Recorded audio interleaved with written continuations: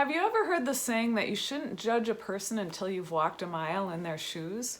Seriously, think about it. What would it be like or feel like to walk a mile in these shoes versus these? Today we're going to explore that. Our topic is empathy.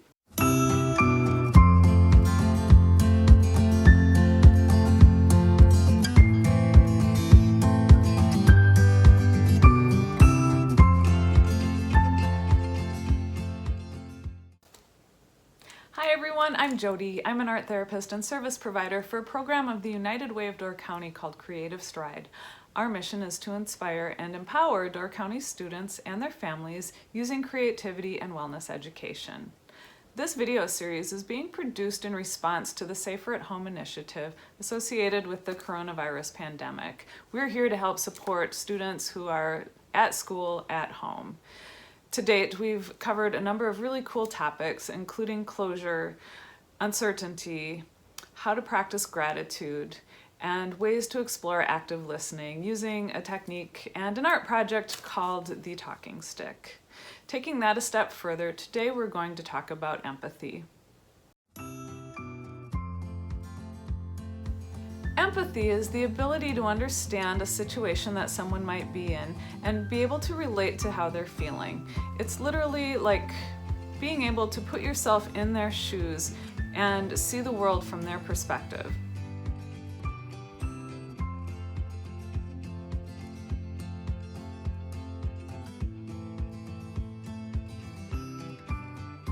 For example, if your best friend makes the winning shot in a basketball game, you're going to feel excited and proud and happy for them. You'll also understand that they probably are feeling pretty great right now too. On the other hand, if you're in a park and you see a little girl crying because her ice cream cone just fell on the ground, you can probably relate to that too. She's probably feeling pretty sad and disappointed, and you might feel that on her behalf. The opposite of empathy is judgment, and that is imposing on others the way you think and feel, and that can be a problem. I like to think of empathy versus judgment as like looking at an iceberg. So here we have some water, and we all know, or maybe you don't know, that icebergs are mostly underwater. We usually only see the tip of the iceberg. Now, when you judge others, or if you're being judged, for example, you might only see irritability or laziness. But underneath that, if you're the person being judged, you might have a whole bunch of feelings. You might feel stress about homework. You might be worried about your friends. And so the person judging you sees only the top, and they're not stepping into your shoes to understand that there's so much more under the surface.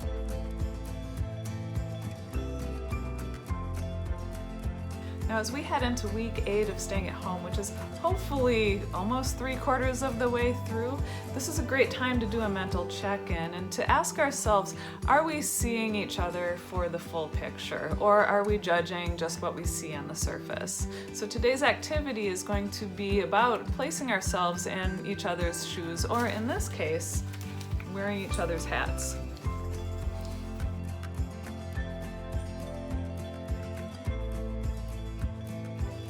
Today's activity is to gather your family members and to have each person create or decorate a hat.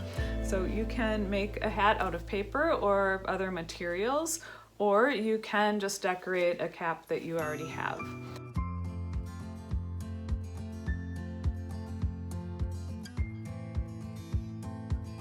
On the outside, you'll place some of these things that are typically seen on the tip of the iceberg. So you can choose to write down some of the things that you think you're judged for by other family members, but you can also do some of your roles and responsibilities. So you could say student, homework, you might have like different chores that you're responsible for, and things like that.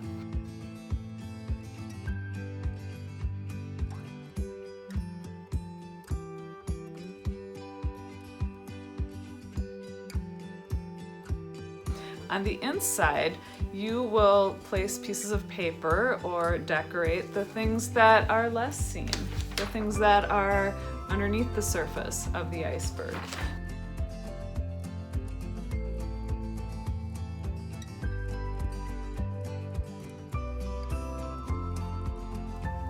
Now, a couple of important points. In my example, I had initially used lazy and irritable as judgments that people might place on you, but on the opposite end of the spectrum, there might be some positive things that people place on you as well, such as responsible and caring.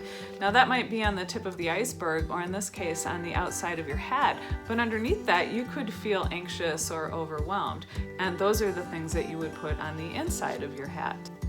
Another tip would be, especially for the inside of the hat, is to think about the size of the paper in relationship to the emotion or concern. So you might have a lot of worry about your family's safety, and that would be a bigger piece of paper. Another thing might be concern for a friend, and that's not on your mind as much, so you would do a smaller piece of paper. So this is a great way to help signal the size of the different things going on in your life underneath the surface. Now, another tip, as you're working on your hat, you can be as general or specific as you want to be, particularly on the inside. You might choose to just have one sheet of paper that says, worried about family. However, you could also be more specific and say, I'm worried about Grandpa's health. You could say, I'm worried about Dad because he's out in public all the time, and what if he gets the virus? You could say, I'm worried about my sister because I see that she's anxious about her friends. Now, the more pieces of paper that you have in your hat as we pass the hats around, this helps people see what's underneath the surface for you down here, and therefore it helps them have more empathy.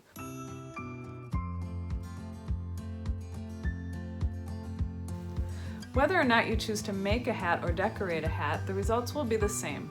On the outside, you will have written down or drawn pictures for your different responsibilities and the ways that you think that other members of your family see you. And then on the inside, you're actually going to put your different feelings, seen or unseen, that you have about the things that are on the outside, and also, if you wish, things that other people don't even know about. The next step then will be to pass the hat.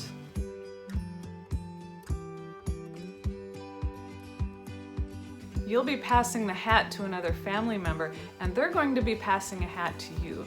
So you'll be receiving one from someone else. And the first thing that you do is, without judgment, just observe the different things that they've written inside and outside. And then notice how you feel. And by noticing how you feel, I don't mean like a mental reaction, like, that's ridiculous, or, oh, I didn't know that. But just really sit with what is in the hat and notice, like, do you feel sadness? Do you feel excitement for them? Do you feel something else? And then without saying anything, you'll place the hat on your head. And again, just notice, what does it feel like to be not in their shoes, but in their head?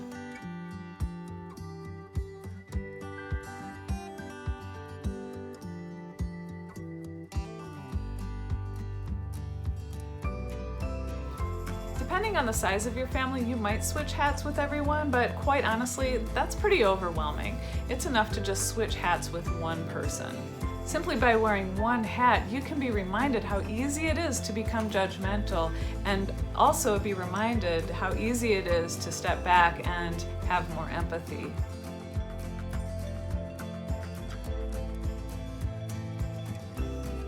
After you've worn the other person's hat for a few minutes, just give it back and you'll get your hat back as well. And you can choose to wear your hat, or you can all put your hats in the middle of the table and just have a little discussion about what that experience was like. Did you learn something about the other person that you didn't know? Did they learn something about you that they didn't know? Can you think of a time in life where you had empathy for someone? Can you think of a time when you were really grateful that someone had empathy for you? For the purposes of this activity, it's less important to focus on the specific things inside of someone's hat.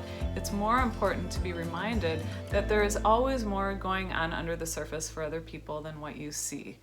When you remember that and you practice empathy, you become more caring and compassionate.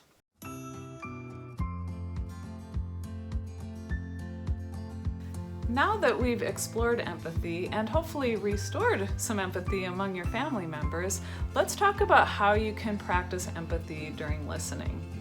The first thing is to just listen to the person if they're expressing a concern or a strong emotion. You don't have to respond with your opinion necessarily. Try to make eye contact with that person. That helps them really feel like they've got your full attention. And finally, if they're expressing an emotion or if you sense a strong emotion, say what you observe. So you might say, "That sounds really scary," or "I see that makes you feel really sad." These 3 things can go a long way towards improving your relationships with family members and friends. And remember, you don't have to agree with the other person to have empathy. It simply means that you're able to put aside your view and step into their shoes or hat and understand how they feel from their point of view.